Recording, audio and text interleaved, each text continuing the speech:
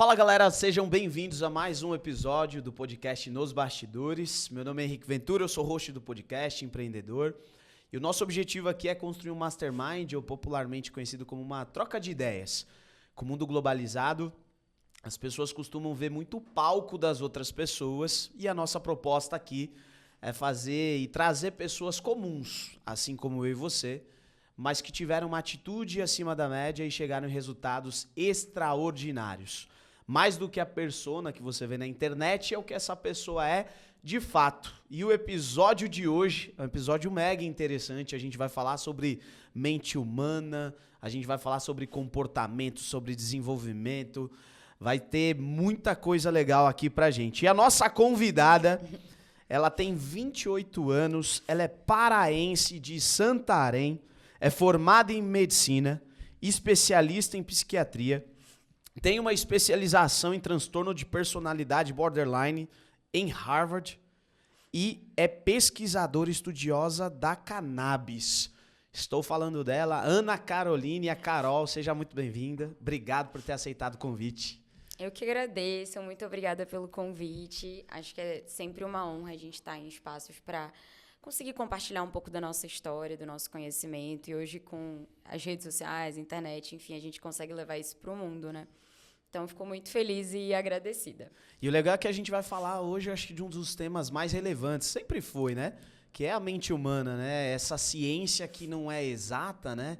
Não é tão bem exata assim, né? Cada ser humano ali é impactado a sua construção de crenças, a parte social, né? Que a gente estava conversando. Então, acho que vai ser mega interessante trazer esse assunto aqui, que você é especialista, né? Vai ser uma honra. Obrigado.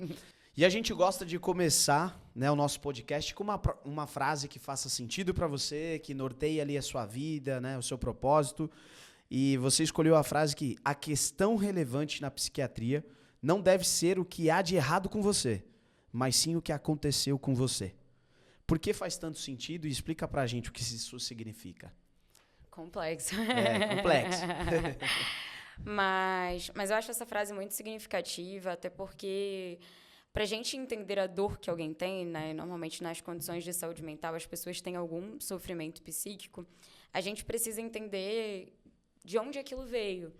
É claro que existem fatores genéticos e, enfim, que vão influenciar o desenvolvimento de um ou outro transtorno. Mas o social, né, o aspecto social e ambiental, ele é extremamente importante. Então, acho que quando a gente faz esse questionamento de não focar na sua questão, né, na sua queixa de hoje, mas focar no que aconteceu, o que te levou até aqui. Né? Às vezes a gente vê pessoas com padrão de rompantes de raiva, né, ataques de raiva. Por que essa pessoa tem esse comportamento? Beleza, ela pode ter um fator genético. A gente sabe que hoje, por exemplo, no transtorno de personalidade borderline, existe uma influência genética ali quase que de 50%. E aí, possivelmente, já tinha um pai e uma mãe que tinham um padrão de agressividade, por exemplo, né, também de terem rompantes de raiva. E essa pessoa que já tinha uma genética que favorecia, né, essa questão dos rompantes de raiva, conviveu com pessoas que também tinham rompantes de raiva e foram relações que se retroalimentaram. Né? Se você já tem essa predisposição genética e o seu ambiente fomenta isso, forma um adolescente, um adulto que vai ter rompantes de raiva. Né? Então, não é incomum as pessoas que trazem essa questão, essa queixa para o consultório, falarem que viveram em ambientes onde elas sofreram violência. Né? Ah, não, em casa ninguém conversava, as pessoas batiam. Meu pai, minha mãe, meu irmão, irmã. Então, eu acho que quando a gente tem um olhar carinhoso para entender de onde as questões vieram, a gente consegue, primeiro, acolher muito mais e ter um tratamento que faça sentido realmente, né? Infelizmente, às vezes a gente vê a psiquiatria muito focada em sintoma, né? Ah, tá muito impulsivo, vai tomar um antipsicótico. Tá muito ansioso, vai tomar um antidepressivo, um ansiolítico. Né? Tá com humor instável, vai tomar um estabilizador de humor. Foca na consequência e não na causa. Exatamente. E claro que, gente, é importante, essas medicações são todas importantes. A gente usa mesmo. Mas acho que vale compreender o histórico até para a gente saber onde focar. Então, poxa, essa pessoa tem esse ambiente, mas hoje ela vive em outro ambiente, ela está casada, ela está com uma nova família. Como é que a gente pode conversar, de repente, com essa família para tentar criar um ambiente que ajude nesse momento, né? Então, são muitas complexidades e muitas relações que vão estar envolvidas para além de um sintoma. Por isso que eu acho tão importante a gente olhar com carinho a história de cada um. Porque o tratamento não vai envolver só a decisão dela de mudar, e sim o ambiente, as pessoas que ela convive, o trabalho. Exatamente. Porque se ela não mexer na causa, né? E talvez Exatamente. a causa esteja nesse ambiente, é isso? Nessa parte externa? Exatamente. E muitas vezes a pessoa até tem consciência de algumas questões, né? Já que a gente está falando desse contexto, esses dias eu estava comentando que o tratamento empodera muito as pessoas. E é uma das coisas mais bonitas de ver em consultório. Porque, às vezes, e eu até me coloco nesse local, né? Como ser humano que também tem suas questões, às vezes a gente até sabe quais as coisas que a gente tem que melhorar, quais são as nossas questões, o que está nos adoecendo. Mas a gente não consegue, né? Putz, eu sei que esse trabalho é adoecedor, mas eu não consigo sair dele. Eu sei que essa relação é adoecedora, mas eu não consigo sair dela. Eu sei que eu preciso fazer academia, mas eu não consigo malhar. E o tratamento medicamentoso, muitas vezes, vem como esse empurrãozinho, né? De, olha, melhora aí para fazer o resto que tu tens que fazer, né? Para sair desse ambiente tóxico, para começar a atividade física. E eu já escutei de vários pacientes, assim, depois que eu comecei o tratamento, eles até brincam, né? Eu tô gastando tanto, porque eu tô pagando psicólogo, eu tô pagando psiquiatra, eu tô gastando com remédio. Eu não me permito estar em ambientes adoecedores. Eu sei que isso não é uma possibilidade para todo mundo imediatamente, mas assim, eu vou sair desse trabalho que não tá fazendo mais sentido para mim, eu vou sair dessa relação que tá sendo adoecedora, eu vou começar novas coisas, porque agora eu tô melhor e isso tá fazendo sentido para mim. Então, acho que, assim, o tratamento é sempre um conjunto, né? A medicação é super importante. Mas eu gosto dessa analogia. A gente não trata pneumonia com dipirona, né? A dipirona é ótima, super necessária para aliviar a febre da pneumonia. Mas se a gente não colocar o antibiótico, não vai resolver. Na verdade, a pneumonia vai agravar e virar uma sepse. Sim. Mas é muito importante a gente entender que a medicação é extremamente importante, mas ela é uma das ferramentas. Entendi. E já que a gente está aí, antes de até entrar no ponto que eu quero aqui conhecer um pouquinho mais da sua história, quando você fala de, por exemplo, tratamento, veio aqui na minha mente. A pessoa que busca esse tratamento, e às vezes até com o uso de medicação, até onde é um tratamento ou pode se tornar um vício? Existe a possibilidade de um tratamento se tornar um vício daquela pessoa? De, por exemplo, eu só consigo fazer com esse empurrãozinho. Né? Esse empurrãozinho ele foi necessário para eu começar, mas agora eu só consigo continuar se tiver. Existe a possibilidade? Não, existe super. Inclusive, prestem atenção. Eu tava entrando aqui e vi uma caixa de Zolpidem, gente. Era um sinal. Uma caixa de quê? De Zolpidem. Aqui na frente, tipo, uma caixa de Zolpidem que é um hipnótico que as pessoas usam muito para dormir. Inclusive, tá falando em vício, isso é até uma questão que está sendo bem divulgada, né? As pessoas com vício em Zolpidem. E aí, tu falaste agora, foi uma conexão com o que aconteceu quando eu tava entrando. Mas, sim, eu gosto muito por falar muito de cannabis no Instagram, os pacientes acabam tendo uma abertura maior para conversar comigo sobre o uso de substâncias de maneira geral, não só de maconha, mas de bala, MDMA, ayahuasca, qualquer substância que eles usem, eles acabam se sentindo confortáveis por conta disso, pela minha postura, pelas coisas que eu trago ali no Instagram. E eu sempre falo para todo mundo unanimemente, não tem substância boa, não tem substância ruim. Existe contexto e pessoa. Então, a gente pode ter uma relação ruim com café. Tem pessoas que não conseguem ficar sem café, que se não tomar café um dia, começa a ter tremor, taquicardia, acha que não vai conseguir trabalhar. E assim como a gente tem uma relação ruim com café, a gente pode ter com substâncias ilícitas, por exemplo, né? Como crack, cocaína, enfim. Como maconha, as pessoas podem ter uso problemático de maconha, e a gente pode ter um uso problemático da medicação. O Rivotril é uma medicação ótima, gente, um clonazepam, né, que é a medicação do Rivotril, é um santo remédio, é um milagre para quem está tendo uma crise de ansiedade. Mas se essa pessoa está tomando 4 comprimidos de Rivotril por dia há 1 ano, ela está com uma relação problemática com o clonazepam que um médico prescreveu, né? Mesmo a questão do Zolpidem que eu estava falando, né?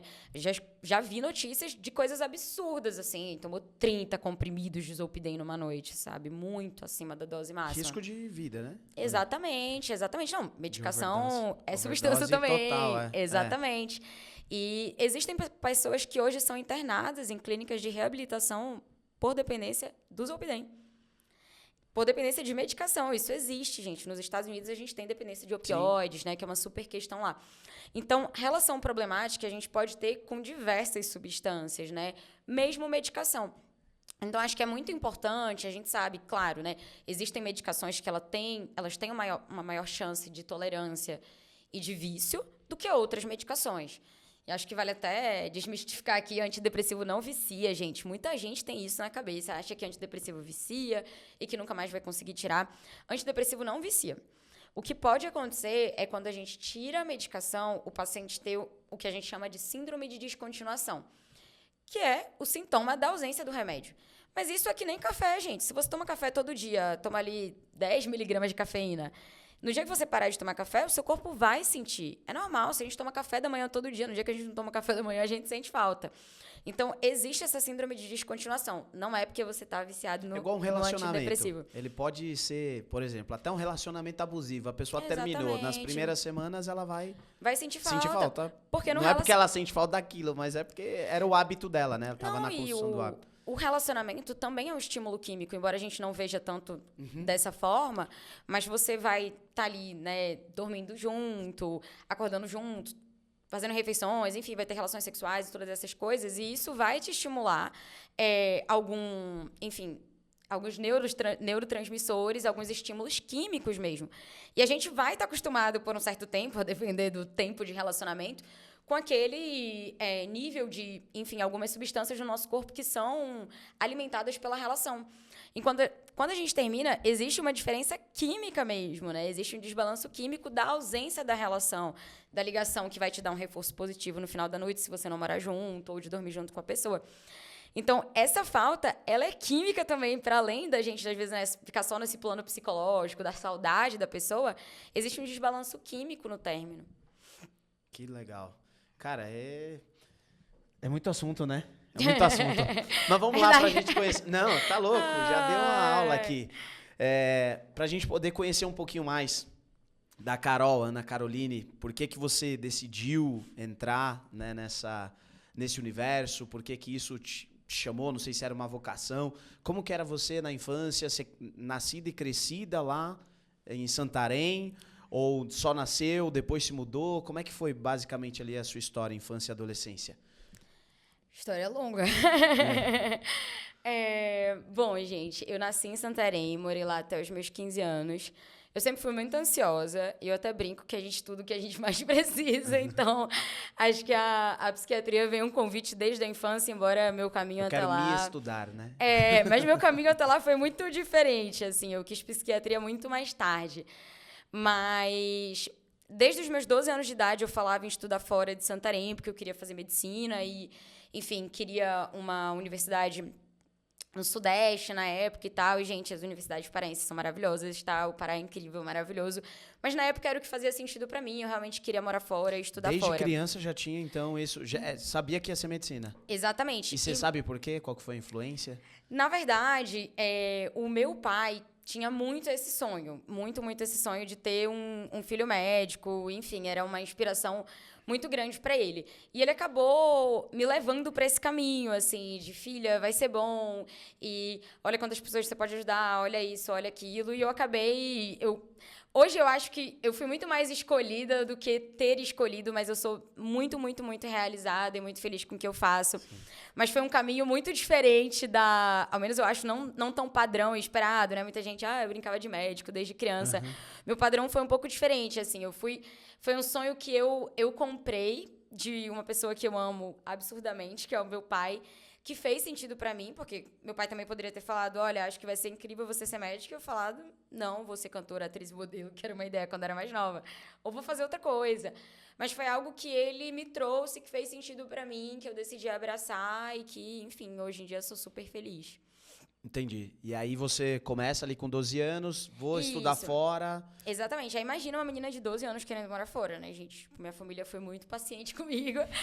E aí, eles pediram pra eu esperar até os 15 anos. Aí, com 15 anos, eu fui morar fora. Eu fui morar em Brasília, porque eu tinha parentes lá e minha família ficou mais confortável. Com 15 anos, eu morei com a minha tia. No segundo ano, quando eu tinha 16 anos, eu já morei sozinha. E aí, no meu terceiro ano, eu decidi vir estudar em São Paulo. Aí, estudei um ano em São Paulo, fiz um ano de cursinho.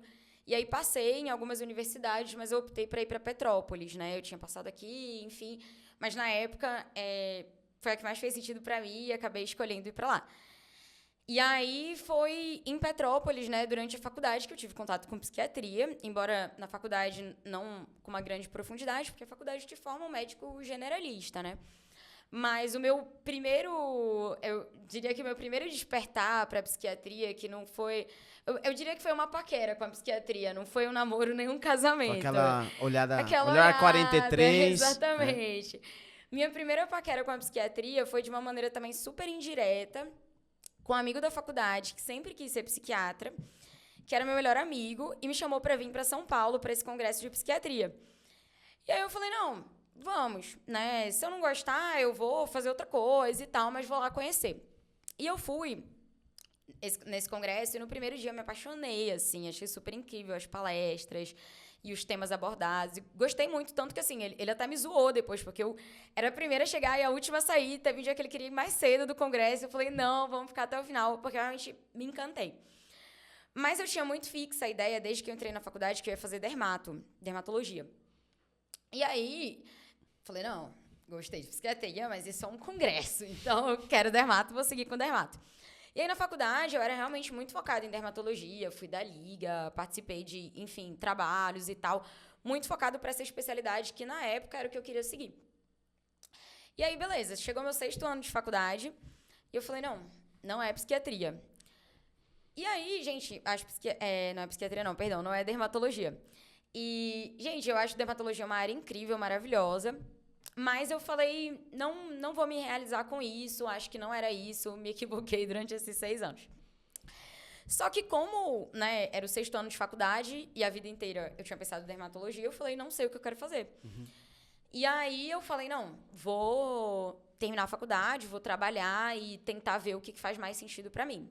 E eu me formei no Covid, né, então comecei a trabalhar no meio da pandemia, com plantões, enfim, aquela loucura. Que foi uma questão que me afetou bastante. Eu tive um burnout logo que eu, assim, meses depois de ter formado, por conta das condições mesmo que a gente trabalhava na época da pandemia. E aí, depois disso, eu acabei trabalhando no PSF como preceptora da Humanitas lá em São José dos Campos. Porque aí, gente, então, outro ponto. Me formei em Petrópolis, morei um tempo no Pará. Aí decidi que eu não queria mais ficar no Pará, porque eu já tinha esgotado minhas possibilidades financeiras, não, as de profissionais. E financeiras, porque financeiramente anda junto com o profissional. E aí eu falei, não, aqui é maravilhoso, incrível, mas eu fiquei com receio de se eu continuasse lá, eu sentisse que eu poderia não me motivar a crescer, sabe? Estagnar, me acomodar. Sua perspectiva estava... Com as vidas de plantões. E lá não tinha nenhuma residência que me interessava na época e tal. E aí, assim, minha vida era muito confortável, tá? Já que é um podcast que empreendedores escutam, gente. Minha vida era muito confortável. Eu tinha, tipo, cama arrumada todos os dias, enfim. Já tinha, né, achado lugares que faziam mais sentido para eu trabalhar e tal. Mas eu falei, não, tá incrível, tá bonito, sou muito grata, amo minha cidade, amo minha cultura, sou absurdamente bairrista, mas eu preciso ir atrás de algo que faça mais sentido para mim profissionalmente. E aí, esse mesmo melhor amigo que me levou para o congresso de psiquiatria, estava morando em Cruzeiro, aqui em São Paulo. E aí ele me chamou para Cruzeiro, falou, não, amiga, aqui é muito bom para trabalho e tal, acho que vai fazer super sentido para você, vem para cá. Aí eu conheci Cruzeiro e Lorena, trabalhei uma semana, dei uns plantões. Hoje em dia eu me acho muito corajosa, gente, por isso. Tipo, super aleatória, numa cidade que eu conhecia uma pessoa e trabalhar num hospital que eu nunca tinha ido na minha vida. Mas, enfim, fui lá, dei os plantões. Não me apaixonei por Cruzeiro e Lorena. E aí eu fiquei, gente, onde que eu vou morar? Será que eu vou pra Itajaí, pra Petrópolis? Eu tava muito, assim, aberta às possibilidades. E aí esse meu amigo falou, não, vai em São José dos Campos. Porque não é São Paulo, mas é perto de São Paulo. É uma cidade grande, e se tu precisares fazer qualquer coisa em São Paulo, especialização, congresso, enfim, tu vai estar muito pertinho. Uhum. Fui para São José, uma semana, dei plantão, fiz amizades, gostei e falei, não, vou me mudar. Aí voltei pro Pará, peguei as coisas, me mudei com uma semana. E aí, em São José, foi quando eu comecei a trabalhar trabalhei um tempo com plantão, mas aí depois eu entrei na preceptoria dessa universidade, dando aula para os alunos no cenário do posto de saúde. E aí, nesse cenário do PSF, eu comecei a atender muitos pacientes psiquiátricos também, né? E foi onde eu tive um pouco mais de contato ali. E aí, foi uma coisa que redespertou, sabe? Será que é isso, né? E aí eu comecei a estudar muito cannabis, porque eu conheci uma amiga num plantão que usava óleo à base de cannabis e isso super me interessou. E aí eu falei, nossa, que interessante e tal. É uma ferramenta muito interessante mesmo, né? Que eu poderia aplicar. Poucas pessoas prescrevem. Eu nunca ouvi falar nisso na faculdade. Como assim? E aí, estudando, eu comecei a trabalhar com cannabis como generalista ainda, né? E aí, com os primeiros pacientes, e a maioria tinham condições psiquiátricas também, falei, não, gente, é isso. Aí eu tive certeza plena e absoluta e comecei a especialização. E desde então, assim, foi a maior resposta de Deus possível para minha vida. Eu lembro que por muito tempo, quando eu estava nessas crises existenciais, assim, com a profissão, o que eu ia fazer de especialidade e tal, eu falava, gente, eu queria ser que nem essas pessoas que falam, eu não me vejo fazendo outra coisa na vida. Eu tinha muito esse sentimento de, poxa, eu também quero me encontrar, sabe? Eu também quero fazer uma coisa que me brilhe os olhos, que realmente me inspire, que eu sinto que eu tô impactando o mundo de alguma forma. E aí eu me encontrei, assim, graças a Deus. Hoje eu posso dizer que eu sou essa pessoa que fala que não faria outra coisa, assim. E você acredita que, por exemplo, viver essas experiências totais te deu mais amparo na sua decisão de assim, eu tentei outros caminhos, conheci outras coisas, realmente é isso aqui? Com certeza. Eu estava falando sobre isso, encontrei uma amiga da faculdade esses tempos, e a gente não se via desde que a gente formou. E ela fez pediatria direto e tal, e eu fui contar toda a minha trajetória, gente, que não foi nada linear. A vida não é linear, isso é importante saber. E ter paz de espírito, gente, que tá tudo bem, né? Os caminhos vão fazer sentido em algum momento. E ela falou, nossa, amiga, caraca, tipo, são muitas coisas diferentes, né? E ela falou, de alguma forma, tudo que tu viveste te deu certeza das coisas que tu querias e das que tu não querias. Né? Trabalhar de plantão me deu a certeza de que eu não queria trabalhar com emergência e que eu não queria trabalhar com procedimentos, que eu não queria trabalhar no ambiente hospitalar, por exemplo. Enfim, o PSF me deu uma vivência maior com pacientes psiquiátricos, né? Que foi uma coisa que acabou me motivando. Ter conhecido uma amiga num plantão um dia que usava óleo de CBD me despertou a curiosidade de estudar um pouco mais isso. Então, acho que às vezes a gente espera muito... E existem muitas expectativas sobre a gente, né? Você vai terminar o 3º ano e você vai fazer uma faculdade, se fizer medicina, né, vai fazer residência, e depois vai fazer uma sub, e aí depois você tem que casar, e tem que ter filho, e tem que ficar milionário. E aí... Não se esqueça desse ponto. Exatamente. E tudo bem, gente, ótimo, são todos sonhos lindos, incríveis, mas talvez isso não aconteça com menos de 30 anos, como acontecem com algumas pessoas, e você vai ter caminhos diferentes. E uma coisa que é muito importante, que faz muito sentido para mim também, Henrique, foi que quando eu saí do posto e comecei a trabalhar ambulatorialmente, eu estava até comentando isso hoje, foi uma decisão que, ao menos para mim, significou de muita coragem, porque eu tinha um trabalho relativamente estável, né? Eu tinha férias remuneradas, enfim, trabalhava 3 vezes na semana, tinha um salário ok pro trabalho que eu fazia. Então, eu tinha um conforto muito grande com essa situação da minha vida. E sair daquele trabalho para focar nos atendimentos ambulatoriais e ser uma pessoa autônoma, né, me representava uma certa insegurança. Tipo, será que vai dar certo? Será que não vai? Enfim, como é que isso vai ser? Mas, ao mesmo tempo, hoje, eu acho que foi extremamente necessário tomar esse passo, sabe? Naquela época. Porque não que eu não chegaria onde eu estou hoje, onde eu quero chegar... Mas eu acho que talvez eu demoraria um tempo maior para isso, sabe? Porque na época eu estava muito assim, tô atendendo 2 dias ambulatório, né, que são as minhas consultas psiquiátricas, e tô trabalhando no PSF 3 dias. Lindo, mas eu não estava conseguindo viver nem 100% do PSF. PSF é o pronto-socorro? O posto de saúde. Ah, tá. Eu não estava conseguindo nem viver 100%, né, como preceptora do posto e nem viver 100% nos atendimentos psiquiátricos, né? Tava ali meio que metade de cada. E foi essa decisão de, não, peraí, eu preciso tomar uma decisão na minha vida. Eu quero correr esse risco. Exatamente.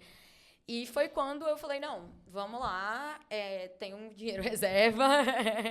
Consigo sobreviver uns meses. Qualquer coisa, dou um plantão, tá tudo certo. Pego um voo pro Pará. Mas eu acho que... Exatamente.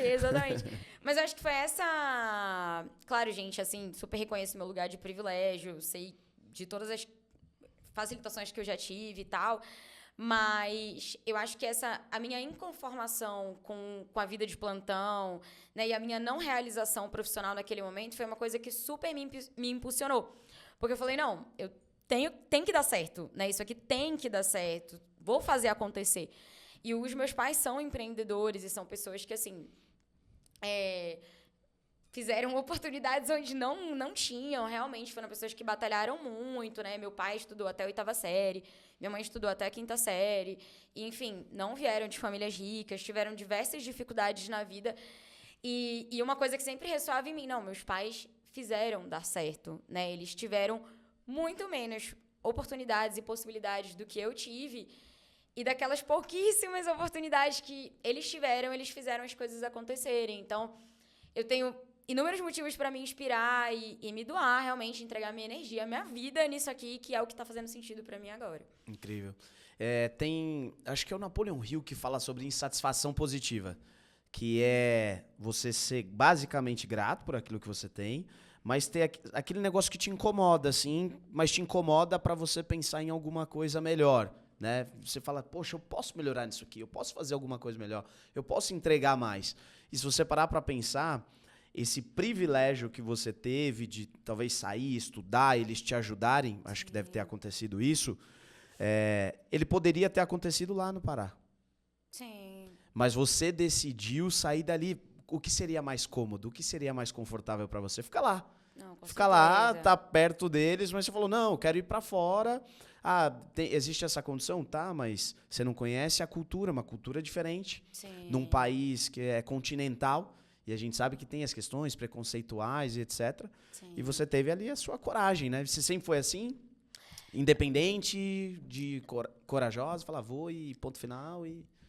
É difícil falar de si mesmo, mas assim... com 12 anos você decidiu sair, né? Então já... Uma coisa que meu pai fala, que acho que faz muito sentido, ele falou que quando eu colocava uma coisa na cabeça, ninguém tirava. Então, acho que sempre tive muito essa questão de, não, eu quero, então eu quero, e eu quero, e eu quero. E claro, né, esse padrão, eu tive possibilidade de realizar coisas, isso acabou reforçando esse tipo de pensamento, com certeza. Mas é uma coisa desde criança, assim, quero estudar fora, quero fazer isso, vou estudar francês, vou fazer essa aula de dança, vou fazer isso. Então, tipo, eu sempre fui muito intensa em tudo que eu me joguei pra fazer, sabe? Vou estudar cannabis, vou estudar psicodélicos, beleza, vou estudar com profundidade isso. Vou me especializar em psiquiatria, vou viver, né, com profundidade, vou estudar profundamente isso. Então, acho que é um padrão, realmente. É um comportamento aí que, de certa forma, é um padrão de comportamento você estudar algumas de sucesso, né? Que a gente chama, que é essa intensidade, né? Que é você ter esse processo imersivo de, putz, eu quero aprender isso, eu vou criar eu tenho 24 horas no dia, os ambientes, as prioridades, aquilo que eu vou escutar, as pessoas que eu vou andar, todas elas vão caminhar para aquilo que eu quero aprender, para aquilo que eu quero fazer, né? Sim. Você criava isso, né? Fazia todos os esforços possíveis para que as coisas acontecessem, né? E, gente, acho que a grande questão, às vezes, a gente fica muito na vida de internet, como tu falaste, existe muita comparação. E a gente vê muita coisa não é verdade, acho que esse é um ponto importante, muita coisa que é mostrada ali nem sempre é o real processo da pessoa. Mas... Se não for, mais do que 50%. Exatamente. E, além disso, né, cada pessoa tem uma velocidade para as coisas acontecerem, né, que vai ser diferente. A gente até deu exemplo aqui das especialidades. Eu vivi um pouco como médica generalista, vivi um pouco ali a vida de plantão, e fui para a especialização um tempo depois de formada. Algumas pessoas foram direto. E tá tudo bem. Não tem caminho certo e errado, né? Tem caminho que faz sentido pra gente, enfim. E por mais que seu caminho muitas vezes não seja tão rápido e tão linear, de alguma forma vai agregar pontos que lá na frente vão somar para a meta que tu querias. E acho que esse é o grande ponto, né? A gente entender que mais importante do que a velocidade que a gente vai chegar nas coisas é como a gente vai chegar e o que a gente vai aprender até lá. No caminho. Sensacional. E aí, entrando num ponto, acho que nesses pontos mais... Eu gosto bastante, né? Eu sou bem curioso. Da parte de atuação mesmo, né? Da sua atuação com a psiquiatria adulta. Hoje, existe como definir, existe isso? Qual que é a doença ou a principal doença da mente atualmente, assim, tem ou não? Dizem que a depressão, ansiedade, existem números comprovados ou não? Transtorno de ansiedade generalizada, com certeza. Os transtornos ansiosos e depressivos estariam aí no ranking principal, E realmente. quais são esses? Transtornos ansiosos aí tem transtorno de ansiedade Ansiedade, generalizada. certo, perfeito. Tem transtorno de ansiedade de separação. O TOC era um transtorno ansioso, não é mais. Mas a gente tem as fobias, né? São transtornos ansiosos. Tem o transtorno do pânico. Isso tudo está dentro de transtornos ansiosos, né? E eu tenho uma dúvida. Ela aumentou ao longo dos anos ou o diagnóstico ficou melhor e por isso se diagnostica muito mais do que antigamente? Olha, essa Você dúvida sabe, é uma não? dúvida de todo mundo, na verdade. Não se tem essa resposta. Mas a impressão é de que aumentou, né? Assim, existe essa questão do diagnóstico que com certeza vai aumentar os números, né? A gente tem uma crescente de diagnósticos de TEA e TDAH, por exemplo, né? Isso é um grande questionamento das pesquisas. Será que são fatores ambientais, a nossa alimentação, outras questões que estão influenciando, né, para realmente ter uma incidência maior dessas condições? Ou será que no passado elas só não foram diagnosticadas, né? Isso é uma resposta que a gente não tem muito precisa. Hoje, de fato, a gente tem muito mais acesso à saúde, né? De maneira geral, muito mais informação. Isso é um ponto. Mas algumas condições em específica, eu acredito, e aí emitindo opinião pessoal, que são muito fomentadas pelo nosso modo de vida moderno mesmo, né? Os transtornos ansiosos estão muito atrelados a isso. Então, assim, se a gente pensar na época que não existia celular ou que existia só telefone fixo em casa, vocês lembram disso? A gente era, ao menos, tudo bem que essa época eu era criança, né? Mas assim, pegando um panorama até do que eu escuto dos pacientes e de outras pessoas, não existia essa ansiedade de estar vendo o que as outras pessoas estavam fazendo, né? No máximo a gente sabia... Era uma cadência diferente, né? Totalmente diferente. No máximo a gente sabia das pessoas do bairro ou da nossa família que era ali próxima, né? A gente não tinha noção do nosso tio que morava num estado longe e ia fazer no Natal dele. Não sabia. E hoje em dia, né, com o celular, muitas vezes a gente acorda e já pega o celular. E aí... E aí, assim, tiroteio de informações, né? Alguém morreu, alguém tá em Paris, alguém tá noivando e um monte de coisa. E essa questão de comparação... Neymar tá no Cruzeiro. Exatamente. E um monte de informação, né? E a própria internet, ela funciona muito como um sistema de recompensa. Por isso que existem pessoas com vício em celular, né? Porque você entra e aí vê uma coisa legal, ou posta alguma coisa, alguém te dá um like, aquilo é uma felicidade barata, né? É uma coisa que, querendo ou não, aumenta ali seu nível de dopamina e de outros neurotransmissores responsáveis ali pelo sistema de recompensa. E aquilo acaba sendo um reforço para você... Entra mais, e mais, e mais, e mais, né? Por isso que, para quem produz conteúdo mesmo, são um público, a gente estava falando de profissões, né? Mas os produtores de conteúdo são pessoas que devem ter um cuidado com a saúde mental, todo mundo tem que ter, mas essas pessoas em específico a mais, porque a própria produção de conteúdo, e até quem produz conteúdo de saúde mental, por mais engraçado Você também que isso se pega, seja. às vezes, e fala, opa, peraí. Exatamente, porque a gente... Não engajou. Peraí. A gente que produz conteúdo se preocupa com as métricas, né? É inevitável quem produz conteúdo acabar se preocupando com isso. E nem sempre o Instagram vai te dar a quantidade de likes e a quantidade de entrega que a gente espera. E tá tudo bem, sabe? Mas a grande questão é o reforço, né? Eu fui, nossa, esse vídeo bombou, viralizou, foi incrível. Várias pessoas falando que eu sou linda, maravilhosa e necessária. E, enfim... E quando isso não vem, existe uma frustração, né? Uma queda. E não, então dessa vez não deu certo, mas agora eu vou tentar de outro jeito. E esse vai bombar. E aí, tipo, não, mas agora de novo. E aí dá certo? Não, então agora olha como o Instagram é maravilhoso comigo. Então vira um reforço muito grande, uma ansiedade muito grande, né? Deixa eu ver quem tá comentando, deixa eu ver quem tá curtindo, deixa eu ver quantas pessoas visualizaram. Isso acaba fomentando muito sintomas ansiosos, né? Além das questões de comparações, nossa, aquele amigo que formou comigo já tá terminando o mestrado e eu tô nesse emprego que não faz tanto sentido pra mim. Então, o nosso próprio estilo de vida moderna, ainda mais se você vive numa cidade como São Paulo, onde está todo mundo o tempo todo atrasado, fomenta muita ansiedade, né? Então, acho que, assim, para algumas condições de saúde mental, tá muito ligado ao nosso estilo de vida mesmo. Mas, para outras, aí fica o questionamento, né? Será que só não eram diagnosticadas? Ou será que, de fato, tem alguma influência, enfim, ambiental, social, genética nessa questão? Não sabemos. E aí eu queria entrar num assunto que eu acho que tem ganhado cada vez mais notoriedade, né, e avançado cada vez mais, desmistificando muita coisa, né, que a gente tinha como, talvez como verdade, sobre a questão da cannabis. Você que é pesquisadora, é estudiosa, quais são os principais benefícios? Já se consegue conhecer ou ainda tem muita coisa para avançar? Quais hoje são os principais estudos e os principais benefícios que ela pode oferecer num tratamento, por exemplo? Legal. Bom, existem níveis de evidência diferentes, né? Então, existe uma pirâmide nos níveis de evidências científicas, onde a opinião de especialista está no último, não levem a opinião de especialista como uma evidência científica. E existem, né, no topo, os estudos clínicos randomizados, as meta-análises. Então, existem estudos que têm uma qualificação maior em relação a outros. Para algumas condições de saúde em específico, a gente tem um maior nível de evidência, como epilepsia, dor crônica, espasticidade na esclerose múltipla e... Jesus, vou lembrar outra, mas são 4.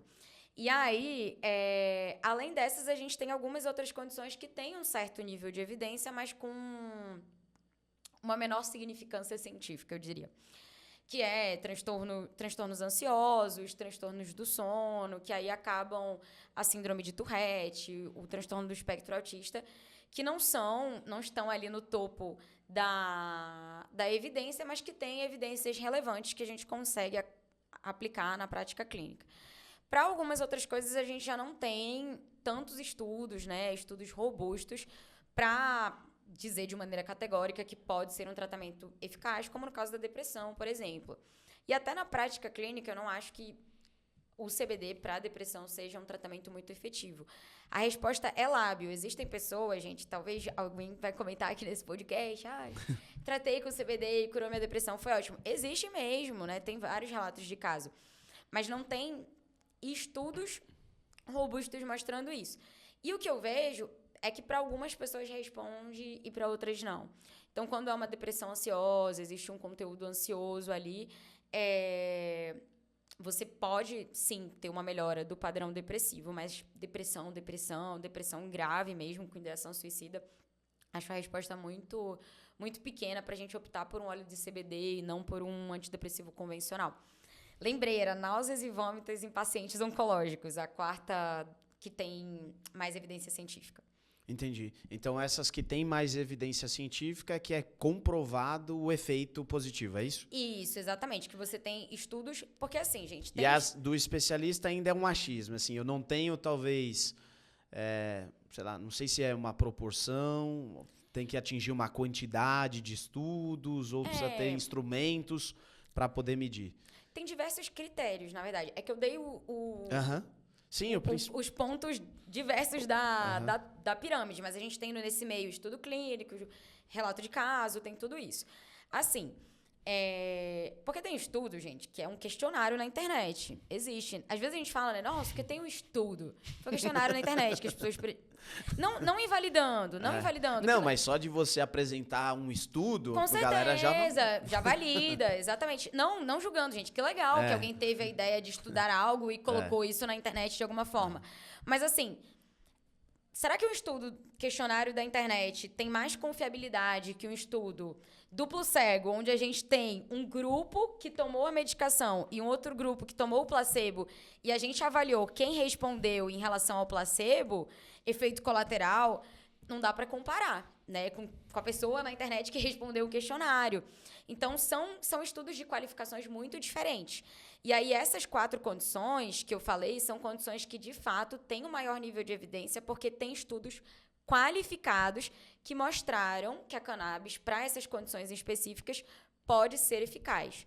Para algumas outras, né, como eu falei, transtornos ansiosos, síndrome de Tourette, transtorno do espectro autista, transtornos do sono mesmo, a gente tem estudos que também são qualificados mais abaixo desses 4 que eu trouxe. E aí tem algumas outras condições que aí, assim, são estudos menores, né? E isso também é importante. Um estudo que tem 1.000 pessoas tem uma significância. Um estudo com 10 é uma significância diferente. Total. Então, para a gente conseguir avaliar, né? Isso impacta muito as decisões clínicas. Pô, acabou de lançar um medicamento, foi uma aprovação acelerada pelo FDA, né? Os estudos foram custeados pela indústria farmacêutica que vende a medicação. Como na pandemia, né? Exatamente. Então, assim, peraí, será que eu vou prescrever essa medicação para o meu paciente? Calma lá, deixa eu ver o que já está Tem caroço nesse angu. Né? Exatamente. Não que a medicação vai ser ruim, às vezes realmente vem uma substância promissora. Mas acho que a gente precisa ter muita cautela nisso, né? Às vezes não existe uma imparcialidade, né?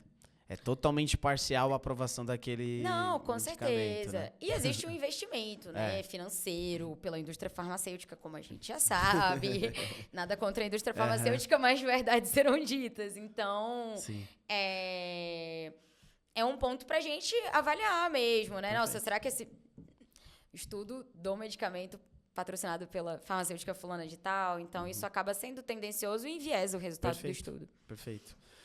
E isso, por curiosidade, esses estudos, leva-se em consideração, por exemplo, a questão mental? Vamos supor, estou medicando a pessoa, eu digo que estou medicando, aí eu coloco lá o placebo e coloco, de fato, o medicamento. Interfere, por exemplo, ela achar que está tomando ou não? Ele é cego, por exemplo, ela toma sem saber o que está tomando para ver. Existe esse fator, ele é levado em consideração ou não? O ideal é que seja duplo cego, né? Porque a gente... Duplo cego é o quê? É que a pessoa, tanto que toma o placebo, quanto a que toma a medicação de verdade, não saiba. Ah, perfeito. E aí, porque a gente se sugestiona, a gente super se sugestiona. E o corpo reage. Não, e o placebo, às vezes, tem... Inclusive, pra gente ver a efetividade, quando a efetividade da medicação é muito próxima da do placebo, a gente até se questiona. Peraí, né? Será que, de fato, esse tratamento é efetivo? Porque o resultado foi muito semelhante ao do placebo. E o placebo é até importante, gente. Eu não acho de todo ruim, né? Se no final a pessoa teve um bom resultado ali, tudo bem. Inclusive, é uma coisa importante de saber, né? Porque, às vezes, eu, antes de saber disso, eu ficava com pena. Gente, mas a pessoa vai participar do estudo, vai tomar o placebo e vai ser enganada. Mas dentro dos estudos, ao menos estudos sérios, quando a pessoa toma o placebo e tem um bom resultado, né? Ela tomou e melhorou, beleza. Mas quando ela tomou o placebo e não teve resultado, ela tem direito a ter o tratamento recebendo a substância. Então, isso acontece. Mas, de fato, é totalmente recomendável que seja cegado, né? A gente fala cegado o estudo. Porque, bom, se eu tenho, por exemplo, depressão e me dão uma medicação dizendo que eu estou tomando realmente a medicação, eu vou falar, não, tô ótima, né? E o contrário também, tomando placebo, eu vou dizer, não, gente, não melhorei de jeito nenhum. Então, é importante não saber, né? Perfeito. Perfeito. Até porque eu lembro de uma vez, quando eu era menino, eu tava na escola e tava naquele surto de dengue. E aí eu comecei a ficar com dor de cabeça, coloquei na minha cabeça que eu tava com dengue. Coloquei na cabeça. Aí, cara, comecei a sentir calafrio e tudo. Fui pro hospital, fiz os exames, eu tinha nada. E eu fiquei mal. Fiquei um dia muito mal, de calafrio mesmo. E eu falei, cara, por causa da cabeça, né? A mente pode criar isso, né? Pode criar esse corpo febril, né? Cria, não, real. Na época do Covid, eu brincava que eu tinha tido 3 Covids psicológicas. Gente, até anos 2000 eu tive. Até ficar um dia sem sentir cheiro, eu fiquei. Eu falei, não, porque eu tinha tido contato com uma amiga que tinha confirmado. E aí eu tinha certeza plena e absoluta. Fui testar, não era, e o cheiro voltou no dia seguinte. Então, assim, totalmente sugestionado, né? Sim. Por isso que é importante a gente tomar... Essa questão da sugestionabilidade é uma coisa aplicável para tudo na nossa vida, né? Quando a gente vai muito nossa, esse rolê não vai ser legal, e não vai ser bacana, e a pessoa vai me tratar mal, e não sei o quê... A gente acaba enxergando o rolê ruim, por mais que seja um rolê que teria tudo pra... Tô dando um exemplo de um rolê, por exemplo, né? Tudo pra ser positivo, pra ser bom. E o contrário também. Quando a gente se sugestiona muito pra uma coisa positiva, vai dar certo. Até no tratamento é importante que as pessoas tenham uma boa compactuação com o médico delas, com o psicólogo, enfim. Porque só o fato do paciente confiar em você e na sua decisão já é um fator favorável para o tratamento dar certo, né? Nossa, não, confiei nessa médica e realmente ela me recomendou uma medicação, acredito que essa medicação vai me ajudar. Isso já ajuda demais. Existe um efeito que a gente fala até que é nocebo, né? Que é quando a pessoa acredita que não vai dar certo. E isso é muito ruim. Eu até converso com os pacientes quando estão muito reticentes para começar uma medicação. Ah, Carol, não sei, tô com medo. Eu até prefiro, olha, se tá muito receoso, não vamos começar. Pensa, repensa, decide. Porque se você começar já achando que vai ter efeito colateral, você vai ter. Vai dar problema. Ou se você começar achando que não vai funcionar, não vai funcionar. Né? Ou pode ser que funcione, mas a chance de não funcionar acaba sendo um pouquinho aumentada pela sua sugestionabilidade naquele momento. Então ele tem impacto real sobre essa questão química, né? No resultado, sim, com certeza. Boa. Você chegou a falar dos estudos ali, falou do autismo, como é que você chama de... TEA, o transtorno do espectro autista. Perfeito, isso. Por que tem... Eu vi uma pesquisa que eu acho que a cada 3 crianças, uma tem a possibilidade. Existe algum estudo assim? Tem aumentado esses casos? Ela é um transtorno? É que eu não quero falar errado. Então, eles colocam como transtorno do espectro autista, Ele mas é a gente novo? não considera uma Antigamente doença. isso existia? Como é que era? Então, na verdade, já existia, né? Existia com outras denominações. Mas hoje, o que a gente sabe é que é uma condição muito multifatorial, né? Existem aspectos genéticos, a gente não tem uma certeza da causa. Existem estudos relacionados até a outras condições, tem vários. Inclusive, eles fizeram um estudo uma época relacionando antidepressivo com TEA, né? E aí esse estudo caiu por terra, gente, então fiquem tranquilos. Tipo, alguém que tomou influencia... É um grupo mesmo, né? Várias pessoas que tinham tomado, só que eles perceberam que existiam várias lacunas nesse artigo, né? Mas essas pessoas já tinham condições de saúde mental, elas já tinham outras questões, eu já tinha um diagnóstico de TEA, enfim. E aí eles fizeram outros estudos para realmente questionar se existia alguma relação entre o uso de antidepressivo na gravidez e o transtorno do espectro autista. E o que a gente descobriu é que não tem essa correlação, embora um estudo surgiu falando isso. Em relação aos fatores, isso é uma grande incógnita na psiquiatria, né? A gente não sabe o que necessariamente causa as doenças mentais. A gente sabe os fatores de risco e questões que estão associadas. Então, existem em algumas condições uma maior influência genética, né? Esquizofrenia, transtorno afetivo bipolar. Se a pessoa tem um pai ou uma mãe com essa condição, ela tem uma chance maior de ter essa condição. Mas existem outros aspectos, né? Às vezes uma pessoa que tem esquizofrenia vai ter 2 filhos, um vai ter o quadro e outro não. E aí existem aspectos, né, sociais, ambientais e tudo isso que envolve. Mas uma resposta fechadinha ao que causa a saúde mental a gente não sabe. Inclusive, isso é uma área de estudo. Tem um psiquiatra americano que ele estuda uma coisa bem interessante, que são as alterações metabólicas nos transtornos de saúde mental. E a pesquisa de vida dele, ele está vivo e segue pesquisando, é sobre essa correlação. Por que pessoas com diabetes têm maior chance de ter depressão? Por que crianças com obesidade têm maior chance de desenvolver esquizofrenia ou transtornos de personalidade, né? Ele tem vários estudos correlacionando.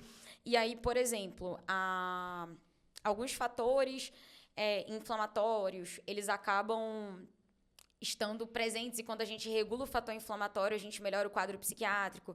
Então, às vezes, algum paciente já usou vários antidepressivos em doses otimizadas, por tempo adequado, não melhora, não melhora, não melhora, não melhora. Aí, vai ver, ele tem uma resistência insulínica. Começa a metformina, que é uma medicação endocrinológica. O paciente melhora. A pessoa tem apneia obstrutiva do sono. Aquelas pessoas que roncam, gente que tem uma obstrução, a passagem do ar é difícil. Nem todo mundo que ronca tem apneia, mas quem tem apneia ronca. Depressão, mesmo quadro. Usa antidepressivo em dose alta, otimizada por tempo adequado. Não melhora, não melhora, não melhora. Começa a usar um CPAP, a pessoa melhora. Então, assim, hoje a gente tem hipóteses e questões que estão sendo estudadas, mas uma resposta...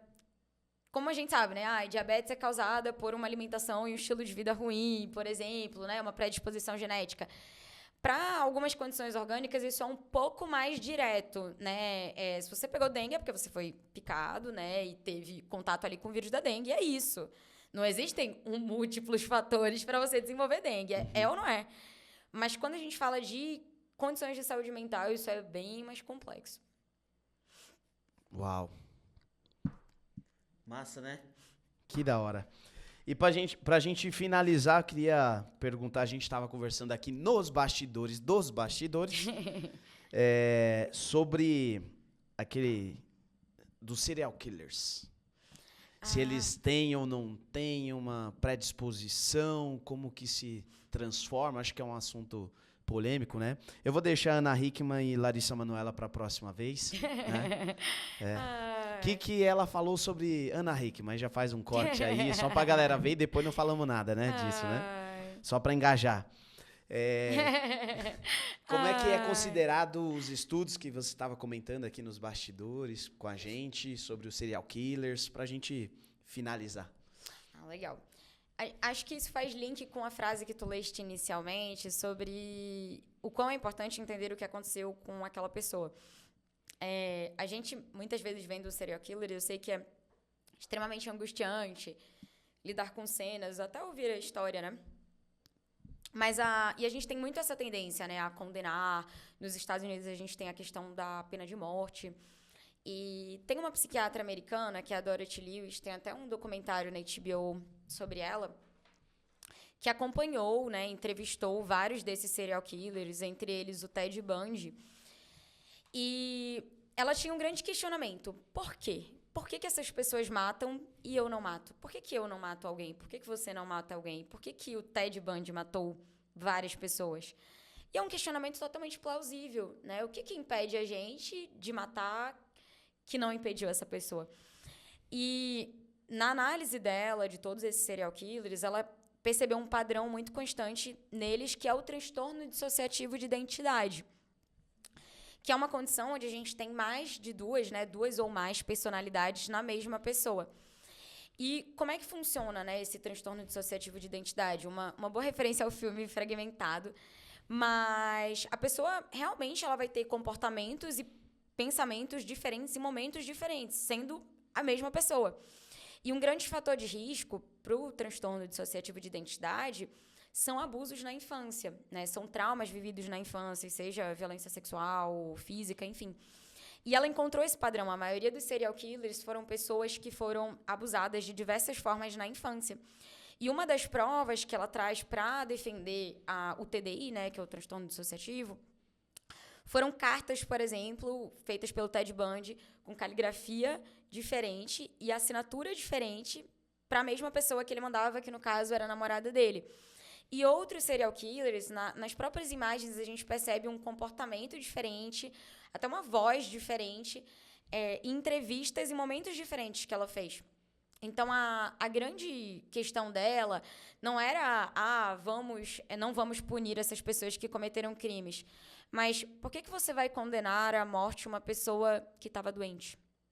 Uma pessoa que tinha uma condição de saúde mental e que não tinha capacidade de responder sobre aquilo, né? Então, não era questão não vamos prender, mas por que a gente vai matar uma pessoa que talvez pudesse ser tratada, né? E é muito complexo tudo isso, mas acho que é uma maneira diferente de olhar para essas questões, né? As pessoas nascem mais ou a sociedade as corrompe, né? Acho que esse é o grande ponto.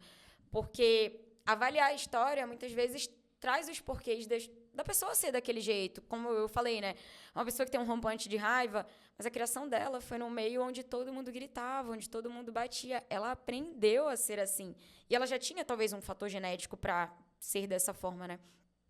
Então, acho que é uma maneira diferente, mais humana mesmo, da gente olhar para essas situações. Excelente, maravilha. Obrigado por ter compartilhado. E no finalzinho a gente faz sempre esse bate-bola aqui, rapidinho, para conhecer um pouquinho mais de você. Primeira pergunta, qual é o livro que mais te marcou? É uma pergunta talvez difícil. Talvez não mais importante, mas aquele que você fala, poxa, esse aqui fez muito sentido e a partir dali... É uma leitura bem gostosa, acho que fica até de recomendação, gente. As coisas que você só vê quando desacelera. É um livro super tranquilinho, um livro da capa azul, mas foi um livro... Eu acho que livros, eles têm uma conexão com a gente em determinados momentos, né? Às vezes a gente vai ler o mesmo livro em um momento totalmente diferente e o significado que aquele livro tem pra gente é outro, totalmente Pelo distinto. momento de vida que a gente tá. No momento que eu estava na minha vida, quando eu li esse livro, foi um carinho no coração, um quentinho. Me trouxe alguns pontos de reflexão interessantes, então acho que... Não sei dizer se foi o livro que mais me marcou, mas acho que foi um livro que, no momento, eu senti que era o que eu precisava, sabe? Foi essa relação que eu tive. Então, acho que seria uma boa, especialmente falando em transtornos ansiosos, gente. Acho que é uma boa recomendação. Qual a pessoa que mais te inspira? Olha, eu tava pensando, e aí eu vou falar Jesus, gente, que não dá briga. E é realmente um personagem, né? Uma pessoa, enfim, que super me inspira. Esses dias eu tava falando sobre isso, até pro meu pai, pegando de exemplo, mas eu tenho falado que, à medida que eu amadureço, discursos sinceros me encantam mais do que discursos bonitos. E eu tava fazendo esse link com a história de Jesus mesmo, né? Jesus ensinou muitas coisas, né? Falou, amem aos outros como a si mesmo, e trouxe ali diversos outros, reforçou esse mandamento, e trouxe diversos outros ensinamentos, né? Mas, para além de falar, Jesus mostrou, ele foi o exemplo, né? Jesus falou sem falar vários ensinamentos, ele foi humilde, né? Ele teve um comportamento diferente no momento que a mulher foi apedrejada. Tudo bem, no final ele falou, não julgais para não seres julgados. Mas antes disso, ele ficou calado, né? Jesus ensinou muitas vezes com as atitudes, com o silêncio. Então, para mim, é um super personagem, é o mestre do amor. E pensando assim, quem me inspira todos os dias, acho que pensar nas minhas atitudes, em como Jesus agiria, ou o que Jesus acharia daquilo, é uma forma bonita de encarar as coisas. Muito bom. Qual o seu maior sonho hoje? Lembrando que são cíclicos, né? E em determinados momentos a gente pensa em uma coisa, depois em outra, mas hoje, assim, qual o seu maior sonho? Não sei, gente. Profunda. Profunda. Bom, gente, os sonhos são muito amplos e tem muita coisa em diversos aspectos da vida. Acho que seria difícil entrar no detalhe de cada um. Mas acho que um grande sonho é deixar um impacto mesmo na vida das pessoas de uma maneira positiva e que isso se perpetue. Eu tento fazer um pouco isso no Instagram, porque é um conteúdo ali pro mundo. E na vida dos meus pacientes, porque eu acho que cada pessoa que melhora de uma condição de saúde mental, isso vai reverberar para muitas e muitas outras pessoas, né? Uma pessoa que melhora de uma depressão, ela vai ser um pai melhor, ela vai ser um filho melhor, ela vai ser um patrão melhor, um funcionário melhor. Então, isso é uma coisa que vai se multiplicar. E acho que o meu grande sonho é deixar esse legado para mais e mais pessoas. Enfim, da maneira que for possível impactá-las e que isso vire uma corrente mesmo de transmissão do bem. Acho que isso seria um sonho de uma maneira maior. Maravilha. E tem algum bastidor que você nunca compartilhou e que foi muito significante para você e que gostaria de compartilhar? Bom, acho que uma coisa bastidor, assim... Uma coisa interessante, mas isso tem mais relação com a produção de conteúdo pro Instagram, mas acho uma coisa engraçada, que às vezes as pessoas...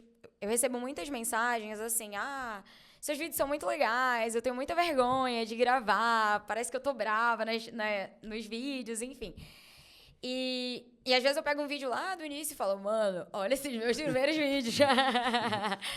E uma coisa que eu fazia, gente, embora eu não me considere uma pessoa tímida, mas eu gravava 1 milhão de vezes os meus stories e 1 milhão de vezes os vídeos antes de postar.